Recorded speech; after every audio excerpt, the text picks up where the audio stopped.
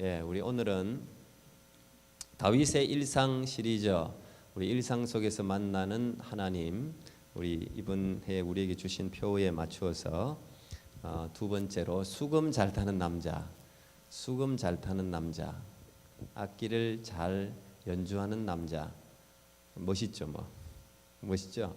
악기 잘하는 남자. 지난주 우리는 베들레헴의 목동 다윗에 대해서 말씀을 들었습니다. 성경 속에 다윗이라는 이름이 처음 등장하는 곳이 우리 지난주에 읽었어요. 다윗이라는 이름이 처음 등장하는 곳. 원래 물론 룻기에도 다윗이라는 이름이 있지만 이 사무엘상 이 성경 전체를 통해서 다윗이 등장, 다윗을 하나님이 시대의 구원투수로 등판시킨 것은 시대가 참 어려울 때죠. 그리고 다윗의 개인적으로 보면 베들레헴의 목동으로 시골 촌에서 일하고 있을 때 하나님이 그를 부르셨습니다. 만약에 하나님이 다윗을 부르지 않았다면 다윗의 이름은 지금까지도 기억되지 않을 수 있습니다. 지난 16장 여러분 지난주 봤던 걸 보면 다윗의 아버지도 다윗을 이름으로 부르지 않았어요. 사무엘이 하나님의 명령을 받고 베들레헴에 가서 잔치에 2세의 아들들을 초청합니다. 근데 물론 사무엘에는 이제 8명의 아들로 나오고 역대기에는 7명의 아들로 기록되어 있는데 막내입니다. 근데 7명의 아들을 데리고 왔어요. 근데 하나님이 전부 다 첫째부터 둘째 7명이 다 지나갔는데 데리고 온 아들들이 다 지나갔는데 하나님이 내가 택한 아들이 없다는 거예요. 사인이 없어요. 사무엘이 이상하죠. 2세의 아들이 몇 명 있는지도 모르는데 이게 다냐? 너 아들 다냐? 그렇게 물었을 때 2세가 대답을 이렇게 합니다. 말째가 있다. 개혁 성경에는 말째, 개혁 개정에는 막내가 있는데 지금 양치고 있습니다. 이렇게 이야기합니다. 다윗이라는 이름을 언급하지 않습니다. 그냥 막내, 양치고 있다. 자 아버지가 봐도 그렇게 인물이 될 만한 아들은 아닌데 그 아들이 그냥 하나 더 있긴 있습니다. 이제 이렇게 대답을 했습니다. 그때 사무엘이 데리고 오라 그러죠. 데리고 오라. 자 이제 이름이 이제 처음 등장을 하죠. 사무엘상 16장 13절 오늘 본문 바로 앞에 이 성경에서 처음으로 등장하는 다윗의 이름이 딱 나옵니다. 사무엘이 기름 뿔병을 가져다가 그의 형제 중에서 그에게 부었더니 이날 이후로 다윗이 이제 다윗이라는 이름이 앞에서는 막내라고 했지만 이제 그 이름이 막내라고 하는 거하고 다윗이라고 하는 건 다르죠. 완전히 다릅니다. 이 사람 우리 성도입니다 하고 소개하는 거하고 이 사람 누구 어느 집사님입니다 이렇게 소개하는 건 다른 거죠. 이름이 그렇게 중요한 의미를 띱니다. 다윗이 여호와께 영에게 크게 감동되니라 사무엘이 떠나서 라마로 가니라. 자 이제 이렇게 다윗의 이름이 처음 등장하고 난 이후에 그 이후에 다윗의 이름은 수도 없이 구약에 600번 이상 등장합니다. 다윗이라는 이름이 신약에도 60번 이상 다윗이라는 이름이 기록돼요. 계속해서 다윗. 그 이름이 600번이나 성경에 불렸다는 것은 이거 엄청난 축복이죠. 가는 곳마다 여러분의 이름을 왕이, 총리가, 누가 교장 선생님이, CEO가 불러준다 생각해봐요. 축복이죠. 그 첫 이름이 여기 16장 13절에 기록되었습니다. 우리나라 시인 중에 김춘수 여러분 유명한 이제 꽃이라는 그 시가 있지 않습니까? 기억하시죠? 연애할 때 한 번씩 안 써봤어요 이거? 내가 그의 이름을 불러주기 전에는 그는 다만 하나의 몸짓에 지나지 않았다. 내가 그의 이름을 불러주었을 때 그는 나에게로 와서 꽃이 되었다. 감동이 없습니까? 어떻게? 오늘 날씨가 춥다 그래서 제가 꽃 하나 선물하는 거예요 여러분한테. 꽃 날씨가 춥다 그래서. 이 하나님이 다윗의 이름을 불러주었을 때 정말 다윗은 하나님에게 또 이스라엘의 역사에 그 민족에게 위대한 영웅으로 등재합니다. 누가 내 이름을 불러주었느냐 굉장히 중요한데 이 다윗의 이름은 하나님이 직접 불러줬어요. 아무도 하나님이 아니었다면 다윗에게 관심이 없었을 겁니다. 그냥 시골 총구석에 묻혀 있을 양치기 목동이에요. 만약에 사람이 평가했다면 다윗은 평가 기준에서 떨어졌습니다. 아버지도 벌써 다윗을 인물로 평가하지 않았으니까요. 하나님의 평가는 그런데 다르다는 거죠. 하나님의 사람 보는 눈은 우리의 것과 다르다는 거예요. 그래서 사무엘이 하나님께서 이 사람이다, 이 사람이다, 이 사람이 왕이 될 사람이다, 기름을 부어라. 그랬으니까 사무엘도 기름 부었죠. 안 그러면 사무엘도 몰라봤을 거예요. 하나님은 우리가 어디에 있든지 왕 될 사람을 알아본다는 거예요. 하나님의 사람은 그 사람이 시골에 있던 뭐 미시사가에 있던 뭐 어디에 있던 무슨 아무 상관없어요. 하나님은 시골 목동 베들레헴의 목동인 다윗에게도 찾아오시는 분이시다. 이게 지난주 우리가 보았던 가장 중요한 어떤 일상 속에서의 다윗의 의미가 있는 것입니다. 하나님은 하나님의 사람을 언제나 정확하게 찾아가신다. 우리가 찾아가는 것이 아니라 다윗은 갈 수도 없어요. 오늘 하나님이 다윗을 이동시키는 걸 보세요. 기가 막힙니다. 다윗이 어떻게 베들레헴 목동에서 그 나라 최고의 왕실 중심부에 임금님의 바로 옆에 있을 수가 있겠어요. 하나님이 이런 사건을 일으키세요. 참 놀라워요. 하나님은 하나님의 사람을 세우시고 부르시고는 그냥 그 자리에 두지 않아요. 일단 하나님이 우리 이름을 딱 불렀다. 그러면 그 순간은 바뀌는 거예요. 인생이 180도로 바뀌는 거예요. 믿습니까, 여러분? 그걸 믿어야 돼요. 여러분, 하나님이 여러분을 찾아가셨다. 그러면 그 인생이 바뀌는 거예요. 하나님, 내가 너 인생을 변화시키기로 결심했다는 거죠. 우리가 몰라서 그래요. 거의 감동을 안 해서 그래요. 사실은 여러분, 예수 그리스도께서 여러분을 찾아가서 여러분 이름을 불렀을 때 여러분 신분은 바뀌었습니다. 육에 속한 사람에서 하늘에 속한 사람으로 바뀌잖아요. 하나님의 자녀, 왕자로 바뀌지 않습니까? 왕자가 되지 않습니까? 하나님의 관심받는, 주목받는 하나님의 초점의 대상이 되잖아요. 그걸 우리가 모르는 거예요. 그런데 은혜 받으면 그게 눈을 뜨는 거예요. 아, 그렇구나. 하나님이 나를 알고 계시는구나. 하나님이 나를 알고 계시는구나. 하나님이 나를 보고 계시는구나. 하나님이 눈이 나를 주목하고 계시는구나. 한 번도 나를 떠난 적이 없으시구나. 이걸 이제 깨닫는 게 은혜 아니겠어요? 그때는 세상이 바뀌는 거예요. 누가 다 나를 싫다 그래도, 나를 오해해도, 나를 감방에 집어넣어도 상관없는 거예요. 살아나는 거예요. 요셉이 그랬잖아요. 형들이 자기를 버리고 다 자기를 뭐 오해하고 그냥 감옥에 집어넣었는데도 하나님이 주목하고 계시니까 일어나잖아요. 총리 자리에 올라가잖아요. 여러분, 여러분의 일상 속에 하나님이 찾아오신다는 사실을 꼭 기억할 수 있기를 바랍니다.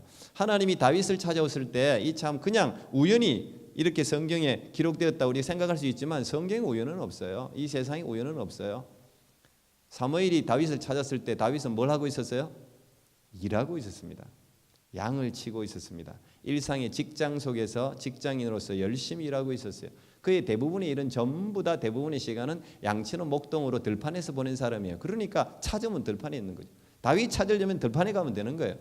그 사람 찾으려면 그 직장 가면 되는 거예요. 그 사람이 늘 시간을 보내는 그곳에 그 사람이 있는 거죠. 근데 그곳에 하나님이 찾아오신다는 거예요. 이게 굉장히 중요합니다. 우리의 일터에 삶의 현장에 하나님이 찾아오신다는 거.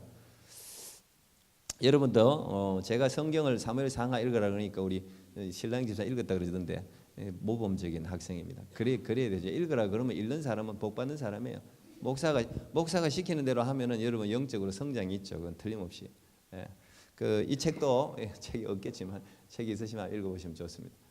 예. 유진 피터슨이 적은 현실에 뿌리 박은 영성이라는 어떻게 보니까 제 이 주제하고 제가 맞더라고요. 설교를 준비하면서 다윗 현실에 뿌리 박은 영성이라는 책이 있어요. 근데 저게 이제 우리의 신앙은 저 하늘에 떠 있는 관념적인 게 아니라 우리 일상 속에서 나타나는 어떤 그 영성을 이야기하는데 그 중심에 이제 다윗 이야기를 해요. 그 유진 피터슨의 영성이라든지 아주 스토리텔러거든요. 이야기를 굉장히 잘하는데 저게 자기 어머니한테 온 거죠. 자기 어머니한테 저 책을 읽어보면 다윗의 사실 첫째 엘리압부터 시작했고 삼갈까지 첫째, 둘째, 셋째 이름만 성경에 기록되어 있지 넷째, 다섯째, 여섯째, 일곱째 이름은 없거든요. 성경에. 근데 자기는 성경에 그 이름이 없어서 깜짝 놀랐대요. 왜? 자기 엄마는 그 이름을 지어서 불러줬거든요. 성경 스토리 이야기 해주면서 넷째는 누구고 다섯째는 누구고 이름을 그 비슷한 이름을 엄마가 한 대로 성경이 다 있는 줄 알았는데 자기는 성경에 넷째부터 일곱째가 이름이 없어갖고 뭐 한참 찾았대요. 근데 그것 때문에 상상력이 발동. 저분의 책은 상상력이 굉장히 탁월하거든요. 시골에서 자랐는데 자기 아버지는 정육점 주인이었어요. 그러니까 고기 이거 썰면서 자기가 도우면서 이제 레위기를 이해하는 거예요. 레위기 피 터지고 뭐 예배라는 게 전부 레위기가 전부 다 고기 정육하는 거 아니에요, 다? 근데 어쨌든 그 가운데서 현실의 일상 가운데서 하나님의 위대함을 찾아내는 저는 이제 그런 면에서 영성을 아주 그 현실 가운데로 물론 이제 이 아주 그 타락한 이제 이 교회에 대해서도 상당히 비판을 많이 합니다만 어쨌든 이제 저 책에 보면 이런 재미있는 이제 이야기를 적어놓습니다. 영성 생활의 기본 환경이 일이라는 거예요. 일은 영성 생활의 기본 환경이라는 거예요. 일하는 가운데 영성이 자란다는 거죠. 성경의 첫 번째 등장하는 하나님의 모습은 일하는 모습이라는 거예요. 그렇잖아요. 성경 1장 1절에 하나님이 태초에 천지 만물을 창조하는 거 이거 일하는 행위잖아요. 생산하고 만들어내는 거. 하나님은 일하신단 말이에요. 예수님도 우리 아버지가 일하니까 나도 일한다 그러시면서 안식일에도 병자를 고치시고 일을 하셨거든요. 일하는 모습이다. 그리고 하나님께서 첫 번째 사람 아담을 만드시고 하와를 만드셨는데 그 인간이 타락하고 난 뒤에 아담을 타락 전에도 마찬가지, 타락 이후에 마찬가지인데 아담을 어디다 뒀습니까? 에덴 동산에 두잖아요. 근데 에덴 동산에 아담이 시킨 게 뭐예요? 관리자, 일하는 거였어요. 아담과 하와도 에덴 동산의 일꾼으로 하나님이 부르셨다는 거죠. 성령이 임한다는 게 뭐냐? 성령이 임한다는 것은 우리를 하나님의 일로 부르시는 것이다. 맞는 거예요. 성령이 기름 부으시면 하나님이 우리를 하나님의 일에 초청하는 거죠. 기름 부음은 일상의 우리의 일을 하나님의 일로 연결시켜주는 역할을 한다. 좋은 표현이라고 좀 있습니다. 성령이 임하면 일상적인 우리의 일이 하나님의 일이 되는 거예요. 그 변화를 경험하는 것이죠. 아, 내가 하고 있는 일도 하나님의 일이었구나 하는 것들을 알게 되는 것입니다. 가정에서 하는 일, 직장에서 하는 일, 학교에서 하는 일 전부 다 이게 거룩한 일이 되는 거예요. 그전에는 자기가 몰랐어요. 이게는 허들의 일이다. 이거는 뭐 마지못해 하는 아주 죽도록 하는 노동이다 이렇게 생각했는데 성령이 기름 부으시니까 이 일상의 일이 하나님의 일로 연결이 되는 게 통로예요. 그게 성령이 기름 붓는 게. 하나님의 마음을 가지고 일하면 되는 것이죠. 골로새서 3장 23절 보면 여러분 한번 찾아보실래요? 제가 이 파워포인트 없는데 성경을 여러분 그냥 폼으로만 갖고 계시는 것 같아서 골로새서 3장 22절 한번 찾아보세요. 골로새서 어딘지는 아시죠? 골로새서 3장 22절 23절 한번 읽어보겠습니다. 옛날에는 다 이렇게 찾았는데 그죠? 성경 목사님들 불러주면 막 이렇게 찾았는데 22절 23절 같이 한번 읽어볼게요. 시작. 종들아 모든 일에 육신의 상전들에게 순종하되 사람을 기쁘게 하는 자와 같이 눈 가림만 하지 말고 오직 주를 두려워하여 성실한 마음으로 하라. 무슨 일을 하든지 마음을 다하여 주께 하듯 하고 사람에게 하듯 하지 말라. 이제 기독교인들의 직업 정신이라고 볼 수 있습니다. 이제 방성기 직장사역 연구소에서 뭐 한참 일하셨던 목사님이 언제나 직장인들에게 강조하던 말입니다. 이게 직장 생활할 때 이래 사람 눈가림 하듯이 이렇게 하는 건 기독교인의 자세가 아니에요. 돈을 얼마 받든지 간에 스태프들도 돈 받는 만큼 일하려고 하는 난 참 기가 막히게 생각합니다. 파타임이니까 파타임만큼만 일하고 나는 요만큼 받았으니까 요만큼만 일하고 그거는 세상에서도 아주 그 세속적인 사람이 자세죠. 자기가 돈을 얼마 받건 돈 이상의 일을 하는 사람은 돈 이상의 위치로 올라가게 돼 있어요. 언제나. 특히 하나님의 일인데 여러분 작은 일이 있고 큰 일이 어디 있어요. 직장일도 이렇게 하라는 거예요. 뭐든지 상전들에게 순종하되 사람을 기쁘게 한 눈가림 하지 말고 주를 두려워하는 마음으로 성실한 마음으로 하라는 거예요. 무슨 일을 하든지 마음을 다하여 주께 하듯 하고 사람에게 하지 말라. 이게 다윗의 자세였어요. 다윗이 양을 이렇게 쳤어요. 자기 아버지 양이 아니라 다른 사람이 자기에게 맡겼어도 다윗은 이렇게 일했을 거예요. 주목받을 수밖에 없죠. 다윗이 성령의 기름 부음을 받으면서 다윗의 이름이 처음 등장하지 않습니까? 사울이 기름병을 가지고 기름을 부으니까 이제 거기에 하나님의 성령이 임하더라. 이 임하더라는 사실 이제 원래 시제로 보면 지속적으로 공동 번역에는 그렇게 잘 해놨는데 계속해서 임했다는 거예요. 계속해서. 예. 자, 그러니까 성령이 임하니까 다윗도 제일 먼저 한 일이 성경에 등장하는 그 일이 뭐였습니까? 왕실로 부름받는 거였어. 왕실로. 성령이 기름 부으시면 성령이 충만한 사람은 언제나 혼돈을 질서로 바꾸는 역할을 하게 돼 있어요. 하나님도 혼돈과 무질서 가운데 있는 세상을 처음 창조해서 질서를 잡아주셨잖아요. 그게 하나님이 하시는 일이거든요. 성령이 임하면 무엇이 진리인지를 알고 질서를 알게 돼요. 오늘 이 사울은 무질서 가운데 빠졌어요. 원래는 성령이 임했는데 사울이 혼돈이 온 거예요. 왜? 뭐 이 이야기는 나중에 앞으로 많이 할 겁니다. 사울이 왜 실패했는지.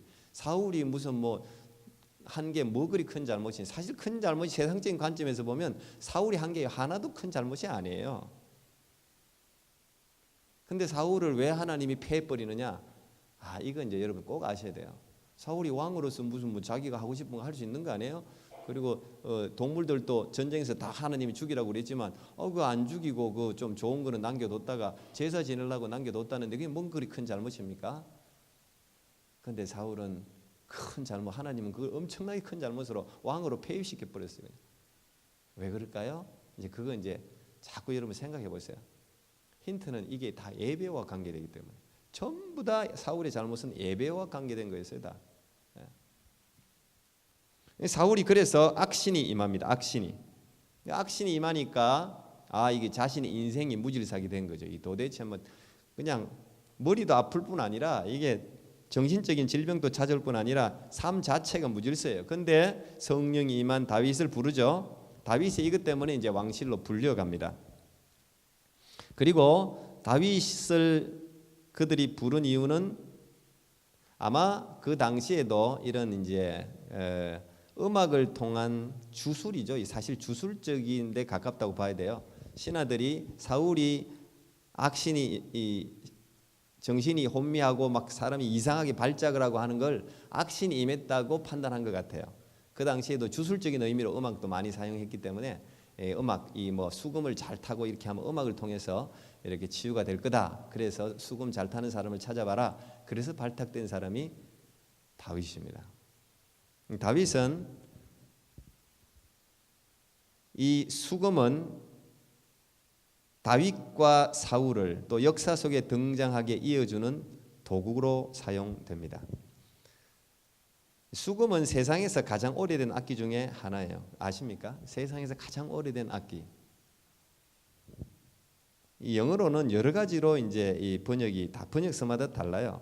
우리는 그냥 오늘 제가 하프로 그냥 그렇게 번역을 해놨는데 하프로도 번역하고 검은고로도 번역하고 하여튼 뭐 하프하고는 좀 달라요. 4줄에서 다윗이 친 건 4줄에서 7줄. 하프는 10줄 비파로 찬양하라 뭐 이렇게 시편은 나오는데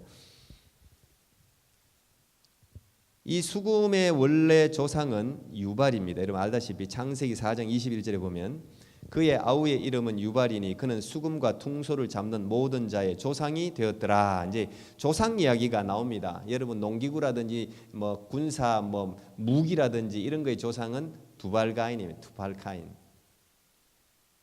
그 다음에 가축의 조상은 또 야발이고 그게 창세기 4장에 쭉 나옵니다.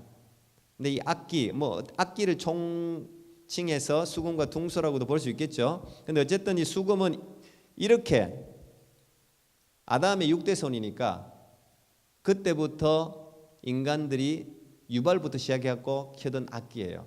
제가 이 이야기를 왜 하냐면 수금은 오늘날 우리가 하프 그러면 비싼 악기, 사람들 잘 안 하는 악기 뭐 이렇게 생각하는데 그렇지 않다는 거예요. 수금은 굉장히 대중적인 악기예요. 오래됐기 때문에 잔치 때마다 무슨 뭐 집에 마을에 무슨 흥 있는 자리가 있을 때 수금을 동원해서 사람들의 즐거움을 흥을 돋우는 그런 악기였다 이 말이죠.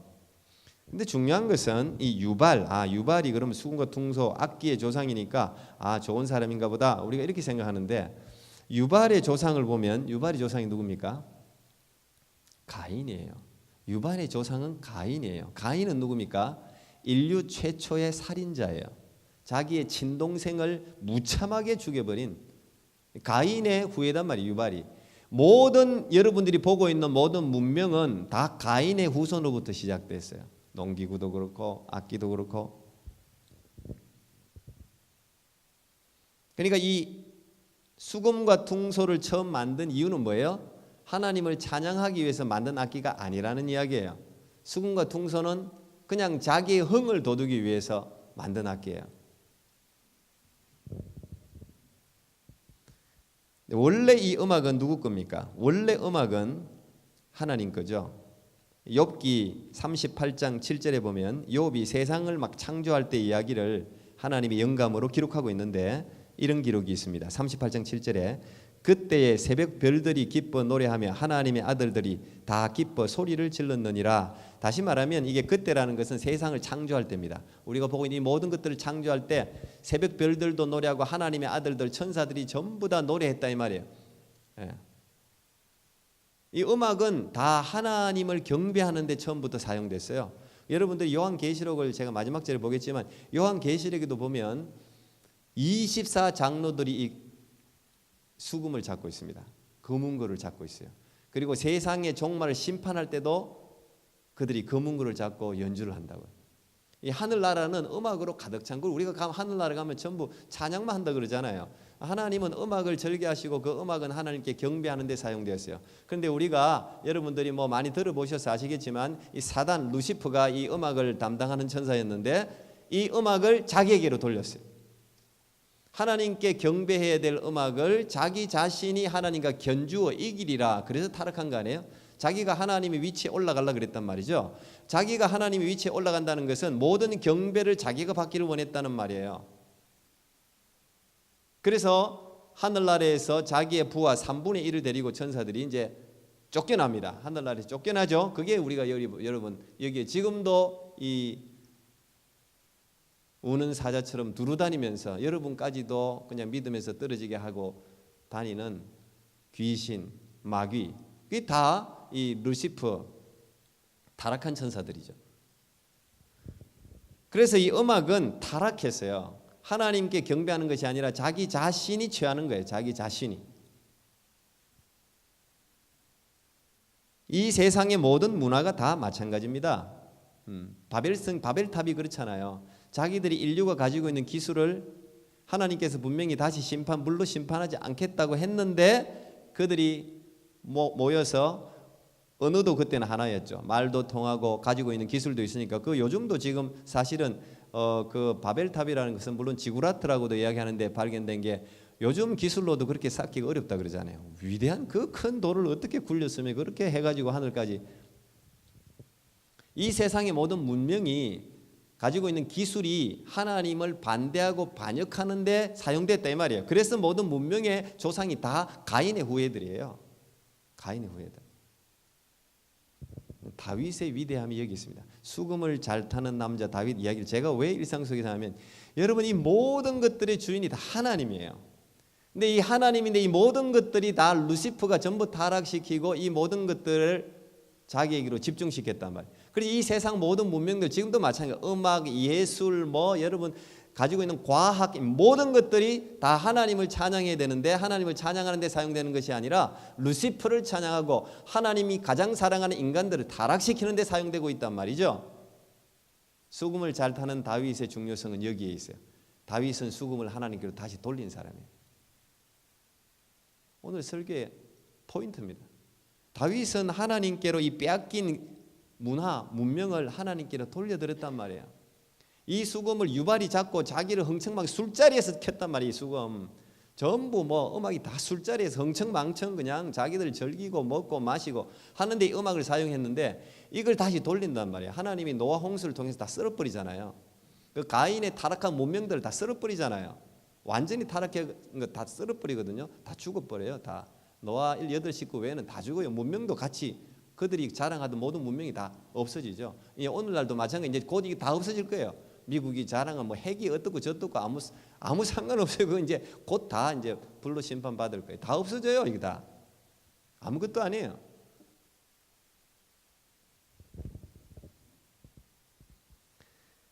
다윗은 자신의 일상 속에 펼쳐진 하나님이 주신 모든 것을 하나님의 것으로 성화시켰다는 게 위대해요. 다윗이 없는 것을 하나님께 돌린 게 아니라 다윗에게 주어진 모든 것을 다 하나님께 돌렸어요. 다윗에게 주어진 것이라는 게 뭐예요? 다윗에게 들판에 펼쳐진 돌멩이, 지난주 제가 그건 설명했죠. 이제 다음 주에 이제 구체적으로 더 설명할 겁니다. 이 돌멩이 연습도 했죠. 돌멩이 뭐 아마 이 하프보다는 풀피리, 갈대를 꺾어서 그 당시 그냥 목동들이 일반적으로 불던 피리도 잘 불었을 거예요. 피리 뭐 또 자기가 가지고 있는 젊은 청춘, 건강, 공기, 하늘 뭐 모든 것들을 다 그냥 자기가 가지고 있는 거예요. 그 중에서도 시간, 남는 게 시간이에요. 시간. 여러분 하프가 그 정도로 소문날 정도로 명연주자로 소문이 날 정도면 이거는 레슨 받은 적도 없어요. 연습 없이 되는 건 하나도 없어요. 근데 연습은 절대 시간이 필요해요. 뭐 짧고 굵게 이런 거 없어요. 연주 그런 거 없어요. 이거 뭐 전공하신 분들은 알 거예요. 절대 그런 거 없습니다. 무조건 시간을 들여야 돼요. 무조건 시간. 근데 다윗은 자기에게 있는 시간을 이것을 숙성시키는 데 사용했단 말이에요. 안 배웠어도 이 하프라는 이 일반적으로 세상 사람들이 술자리에서 엉청망청 켜는 그 수금을 하나님을 찬양하는 걸로 4줄 7줄 속에서 온갖 소리가 다 나는 거예요. 여기서.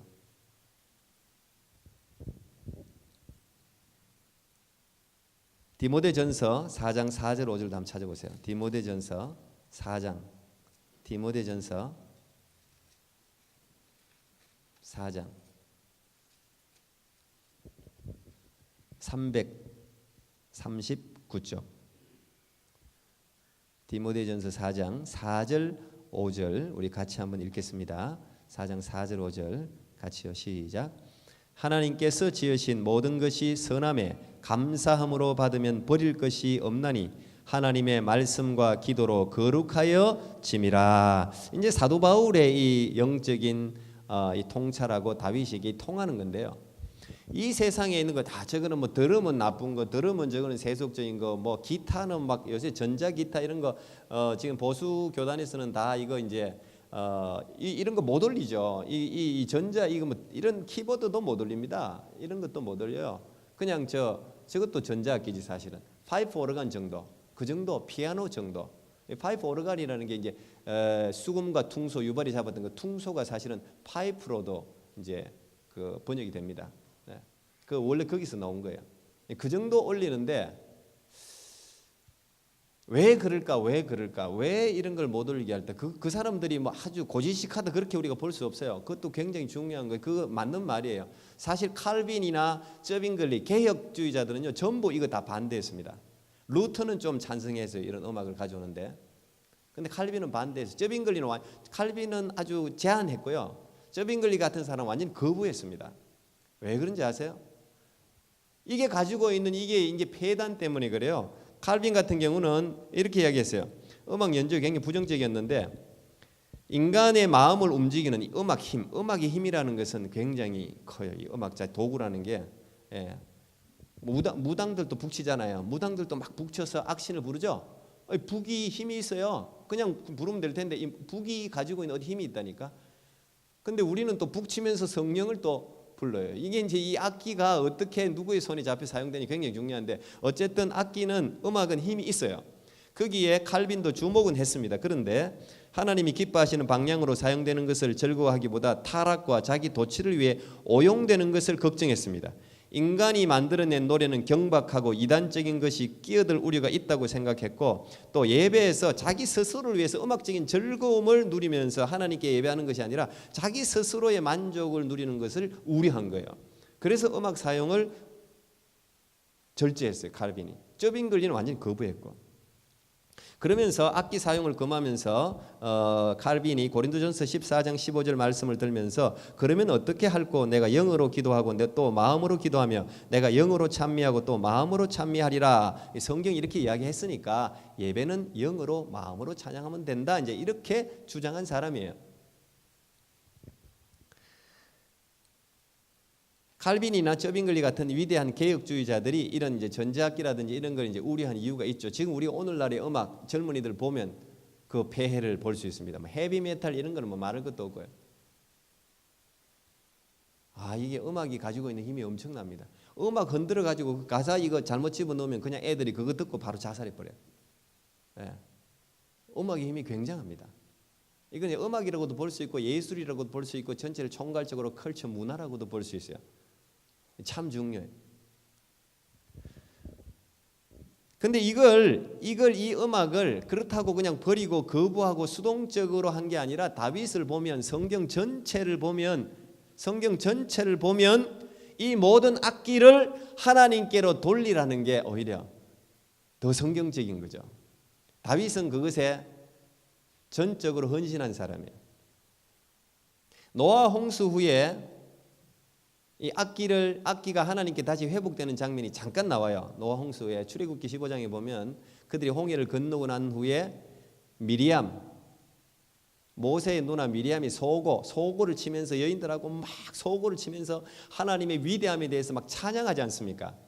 예, 그건 회복된단 말이에요. 근데 또 쭉 하면 이 악기들이 또 바알을 섬기는데 막 사용돼요. 바알을 섬기는데 사용됐다가 두라 평지에 우상 세워놓고 전부 악기를 동원해가지고 막 또 우상을 찬양하는데 사용됐다가 또 어떨 때 보면은 저 11개 보면은 또 엘리사 같은 사람이 검은고를 켜는 사람을 데리고 오시오 해가지고 또 검은고를 싹 켤 때 하나님의 성령이 임해가지고 예언을 하고 전쟁에서 승리하게 해주고 이거 악기 가지고 예술 가지고 문화 가지고 전쟁이에요. 사실은 전쟁이에요.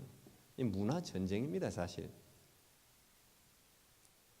전체적으로 보면 이 문화를 어떻게 하나님께 돌릴 수 있는가의 선두주자가 다윗이에요. 이건 우리가 무섭다고 컴퓨터도 마찬가지, 인터넷도 마찬가지예요. 이거는 선점을 해야 되는 거예요. 선점을. 인터넷이 여러분 얼마나 유익합니까? 근데 이걸 우리가 뺏긴단 말이에요. 음악이 얼마나 유익합니까? 근데 이걸 뺏긴단 말이에요. 기독교인들이. 이 음악을 하나님께 돌리는데 젊은이들이 전부 이 음악은 언어가 필요 없어요. 영어, 불어 뭐 상관없어요. 지금 K-팝 한번 보세요.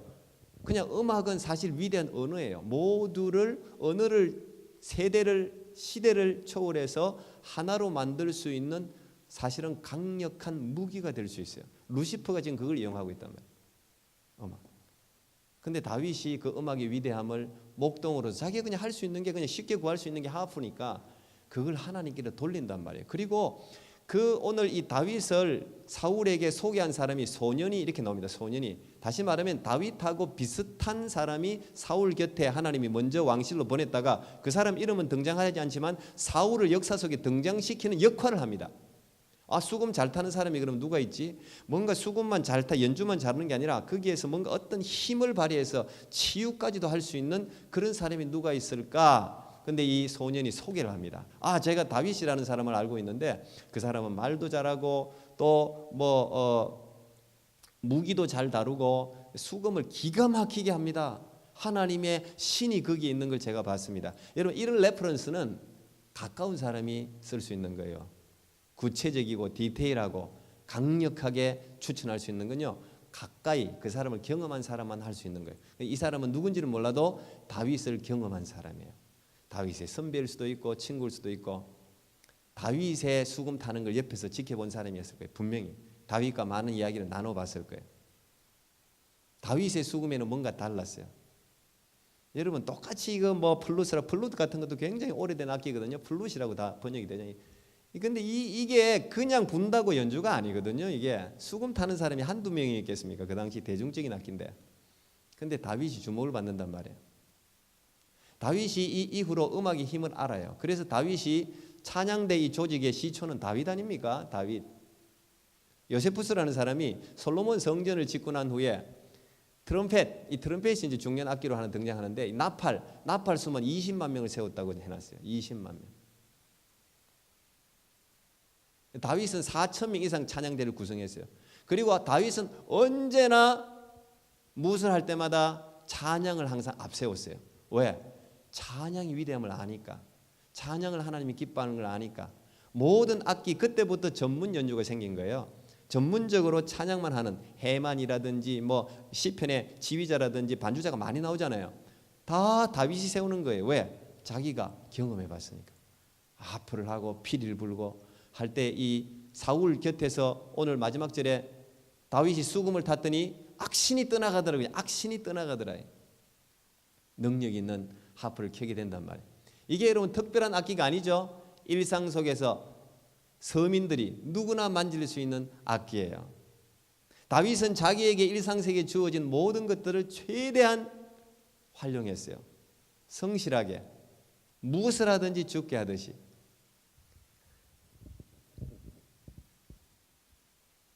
제가 이제 설교를 이렇게 하면 가장 좋은 설교는 뭐 주석을 잘하고 많은 걸 뭐 찾아내고 뭐 학문적이고 물론 이제 그런 게 뒷받침이 돼야 되죠. 기본적으로 연구가 뒷받침이 돼야 되는데 가장 좋은 설교는 자신이 믿는 대로, 자신이 살아가는 대로, 자신이 실천하는 대로, 자신이 삶과 완전히 일치된 설교가 가장 큰 울림을 주게 되어 있습니다. 가장 큰 울림을. 자기 자신이 믿고 자기 자신이 그대로 살고 자기 자신이 실천하는 그 말씀을 전할 때 회중들은 울림을 받게 돼 있어요. 이 틀림없어요. 이거는 그냥 입만 나불나불 하는 거하고 그 삶이 전체적으로 그 정치인들에게 왜 국민들에게 울림이 없습니까? 입만 나불나불 하니까. 울림이 없죠. 그 거짓말이라는 거 아니까. 근데 옛날에 시대가 어려울 때 그 위대한 정치인들의 한마디는요, 백성들을 움직였어요. 예. 왜? 자기 자신이 거기에 그 말에 자기 삶을 던졌으니까. 악기도 마찬가지예요. 악기가 그냥 악기가 아니에요. 혼을 담아야 된다. 혼을 담아야 된다고. 이 혼을 담아야 거기에 살아있는 연주가 되는 거예요. 이게 진짜 명연주가죠.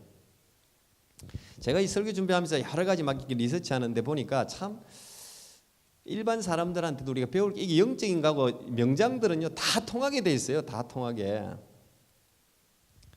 기업인도 그렇고 경제인도 그렇고 교육가도 그렇고 모든 것이 혼을 담지 않는 것은 성공할 수 없어요. 혼을 담지 않는 모든 것은 엑셀런트 할 수가 없어요. 위대할 수가 없어요. 돋보일 수가 없어요. 어떤 사람이 이런 이야기까지 하더래요. 이력서에도 정성과 혼을 담아야 된다. 수많은 100통, 500통의 이력서가 있어도 여기에 정성과 혼을 담아서 쓰는 이력서는 표시가 난다는 거예요. 상투적인 거 말고. 그러면서 제가 오늘 제가 2부에 이제 청년들한테 좀 제가 이거는 좀 길게 제가 설명하려고 그러는데 자기가 어느 직장에 지원을 했어요. 근데 자기가 요즘 젊은이들이나 요즘 현대인들은 다 배운 것도 많고 옛날 사람에 비해서 똑똑한데 옛날 사람에 비해서 자신감이 없어요. 다 열등감이 많아요. 자기가 또 스페셜티가 없다고 생각해요. 전문인이 아니면 자기가 전문가가 아니라고 생각해요. 그거 다 요즘 이 시대에 잘못된 거예요. 전문가가 무슨 모든 걸 다 전문가 압니까? 아니에요. 여러분들이 다 전문가가 될 수 있어요. 근데 자기가 저 직장에 지원을 했는데 들어가고는 싶은데 자기가 뭐 아무 거기 이력이 없다는 거죠. 자기가 무슨 라이센스도 없고 그렇다고 생각하는 거예요. 근데 실제로는 그렇지 않습니다. 여러분 일상 속에서 연관되지 않은 건 아무것도 없어요. 그래서 이력서를 적을 때도 자기가 일상적인 삶을 돌아보고 그 직장과 맞는 어느 하나의 경험을 찾아내라는 거예요. 그리고 그 경험을 돋보이게 쓰면 되는 거예요. 혼을 담아서 묵상하고 그 경험을 통해서 내가 그때 이런 경험을 했는데 내가 이 직장에 가면은 그 경험을 살려서 어떤 걸 해내겠다라고 적으라는 거죠. 나는 굉장히 중요한 발견 생각이에요. 젊은이들 그걸 할 줄 알아야 돼요. 일상적인 모든 것들을 우리 목사들도 마찬가지예요. 목사들도 이력서를 적잖아요. 제가 부교육자도 이력서 보는데 글을 잘 적는 거 참 중요해요. 그냥 상투적인 글은 금방 알아요. 근데 거기에 어느 하나에 진짜 묵상하고 깊이 묵상하고 통찰하고 깨달아가지고 거기에 하나에 뭔가를 담아가지고 마음을 움직이는 글을 센텐스 하나면 충분해요. 충분히 적을 수 있단 말이에요. 혼을 담아야 돼요. 연주도 마찬가지. 다윗이 여러분 그 불려가가지고 사울에게 연주를 할 때 그냥 했겠습니까? 평소에 최선을 다해서 연습하는 거예요. 연습은 실전같이 하라 그러잖아요. 실전은 연습같이. 그게 잘 안 돼. 우리 애들 보고도 그렇게 뭘 하면 잘 안 되나 봐. 실전에서는 항상 힘을 빼야 되고 연습할 때는 항상 실전같이 해야 되거든요. 이제 이게 잘하는 사람이 이제 위대한 인물이 될 수 있죠. 근데 보통 그게 잘 안 해. 뭐 골프도 마찬가지잖아요. 실제로 막 연습 때는 퍽퍽 치는데 힘 빼니까 실제로는 잘 치려고 힘이 들어가니까 이게 안 되거든요. 이게 안 되게 돼 있어요, 이게. 근데 그걸 평소에 실전같이 긴장해가 최선을 다해서 연습은 그렇게 해야 돼요. 연습. 근데 실제로 가서는 연습같이 해야 돼요. 근데 다윗은 항상 그 양들에게 하프를 하나님께 들려주는 최고의 연주를 들려준 거예요. 양들이 양질의 우유를 내고 잘 자랄 수 있도록 최선을 다해서 연습하고 그게 나라를 구하게 돼요. 참 놀라워요.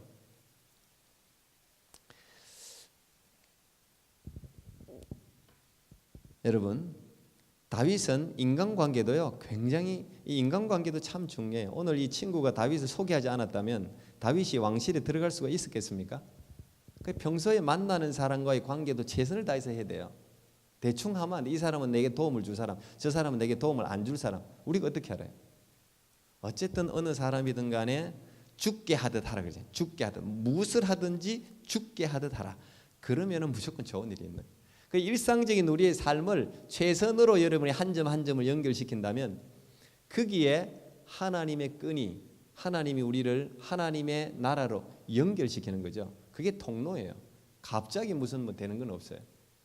오늘 다윗은 이런 부분에 있어서 일상의 모든 삶을 최선을 다해서 산 사람이었고, 그의 신앙 고백이 담긴 연주를 통해서 하나님은 그를 왕실에 들이시고 이스라엘 최고의 왕으로 하나님 나라의 주인공으로 만드신 부분들을 오늘 우리가 함께 살펴봤습니다. 수금을 잘 타는 남자 다윗은 단순히 연주가 문제가 아니라 여러분의 삶에도 마찬가지입니다. 여러분에게 주어진 건 무엇이든지 꼭 악기가 아니라도 무엇이든지 최선을 다할 때 그게 여러분을 왕실로 인도해요. 그게 뭐가 하나 있어야 돼. 글쓰기를 잘하든 뭘 잘하든 거기에 최선을 다하고 더 연구하고 발전시키면 그게 자기 인생을 풀어내고 해결하고 열어주는 단초가 된다는 이야기죠. 그런 놀라운 은혜가 여러분들 있기를 축복합니다.